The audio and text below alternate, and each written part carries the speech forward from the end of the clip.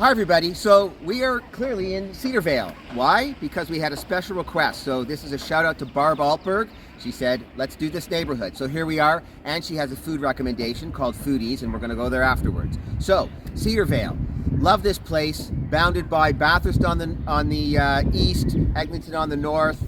It goes over to Winnett, let's just say, and there's Cedarvale Park, which is the little valley that basically forms the southern border of Cedarvale. Now, where do we get Cedarvale? Well, actually it was a suburb that was in 1912, Henry Pellet, the guy who built Casa Loma, sort of registered this plan of subdivision. So here we are. So it's a really, really great neighborhood, as I said.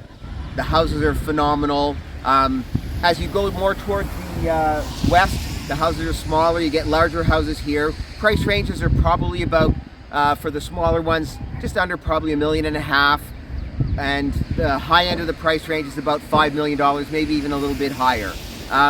If you really want to get the bulk of it, is probably in between $2 and $3 million. So let's look at some of the houses.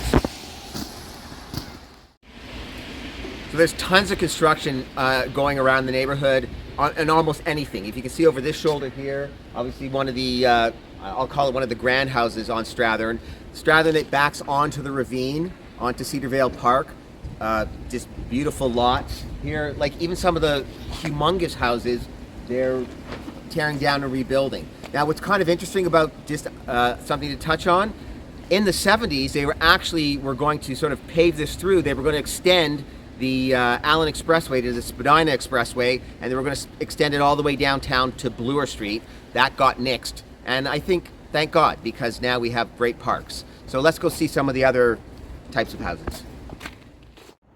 So there's so much diversity in the type of houses, and you can see over my shoulder a lot of modern stuff, and even into the small bungalows. So I'm not going to be able to show you everything here. It's a very big neighborhood. It's very diverse as far as the housing goes, but there's just so much great stuff, and there's so much action happening. It's close to the subways. I didn't even talk about this yet. The subway's closed. I know Eglinton has been a pain for the last long while, but hopefully they're almost finished. The schools are great in this neighborhood. So transit, access to the highways, there's synagogues here, and now we're going to go on to Eglinton, and we're going to go have lunch at Foodies and check it out.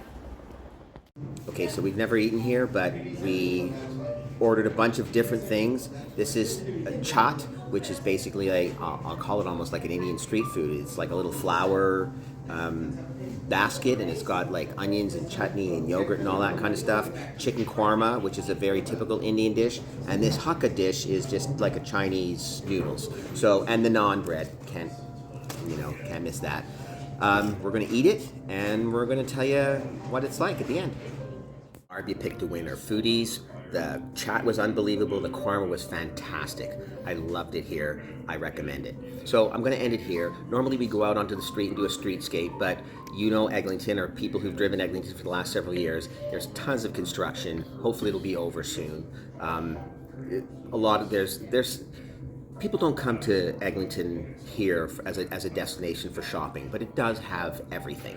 It's got your drugstores, banks, some restaurants, cafes, coffee, bagels, all that sort of stuff. So it has everything sort of utilitarian here. Also close to the highways and stuff like that, the subway. Yeah, so guys, keep sending in your stuff. I love the request. I love the special requests. I love doing these videos. Like, share, and we'll talk soon.